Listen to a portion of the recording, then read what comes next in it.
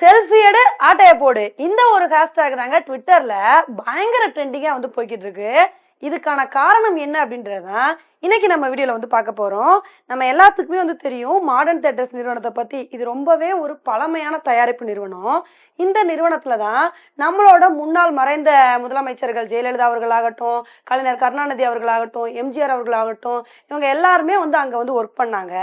So இந்த ஒரு modern theatres நிறுவனம் வந்து இப்ப ஏன் பேசு பொருளா இருக்குன்னா, கடந்த பிப்ரவரி மாசம் வந்து தமிழக முதல்வர் ஸ்டாலின் அவர்கள் வந்து இந்த மாடர்ன் தியேட்டர்ஸ் நிறுவனத்துக்கு முன்னாடி என்ட்ரன்ஸ்ல நின்று ஒரு செல்ஃபி எடுத்து வந்து போஸ்ட் பண்ணாருங்க.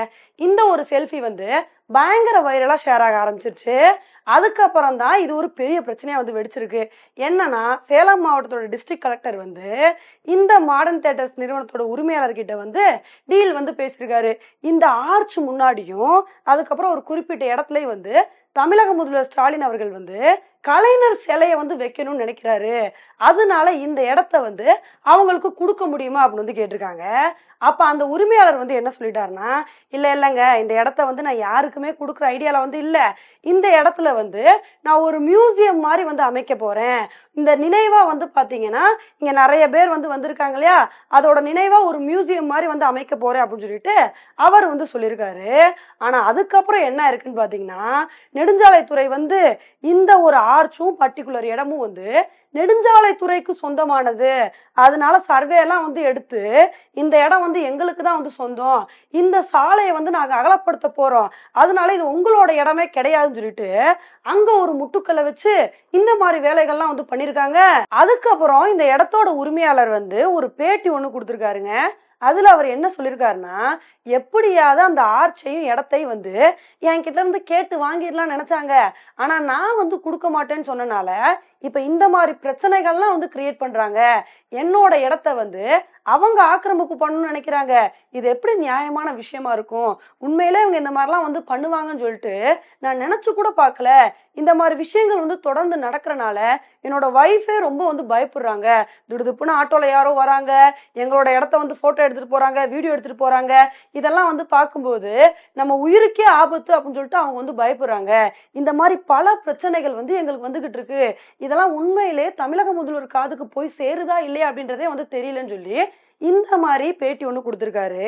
ஆனா இந்த ஒரு விஷயத்துக்கு அமைச்சர் ஏவாவேலு வந்து என்ன விளக்கம் கொடுத்திருக்காருன்னா, இல்ல அந்த இடத்துல வந்து சிலை வைக்கிற ஐடியாலாம் வந்து எங்களுக்கு இல்லவே இல்லை.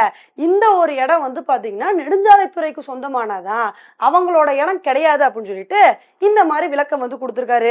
இப்ப இதுக்கு தாங்க நிறைய பேர் கண்டனத்தை வந்து தெரிவிக்க ஆரம்பிச்சிருக்காங்க. பாஜக தலைவர் அண்ணாமலை அவர்கள் வந்து இது சம்பந்தமா ஒரு அறிக்கை ஒண்ணு வெளியிட்டிருக்காரு. அதுல அவர் என்ன சொல்லியிருக்காருன்னா, இன்னொருத்தவங்களோட இடத்த வந்து ஆட்டையை போட்டு அதுல திமுக தலைவர்களுக்கு செலவைக்கிறதுக்கு பதிலா மக்களுக்கு செய்ய வேண்டிய பணிகளை முதல் உருப்படியா வந்து செய்யுங்க.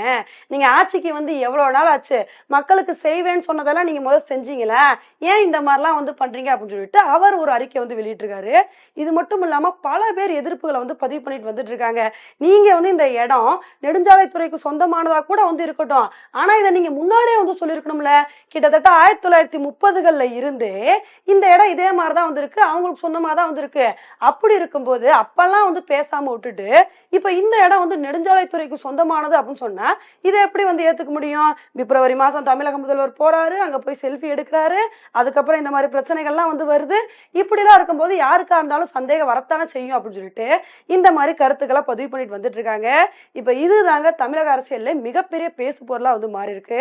ஓகே ஃப்ரெண்ட்ஸ், இந்த ஒரு விஷயத்தை பத்தி நீங்க என்ன நினைக்கிறீங்க அப்படின்றத என்னோட கமெண்ட் செக்ஷன்ல வந்து போடுங்க. இதே மாதிரி இன்னொரு இடையில உங்களை வந்து மீட் பண்றேன். Bye friends.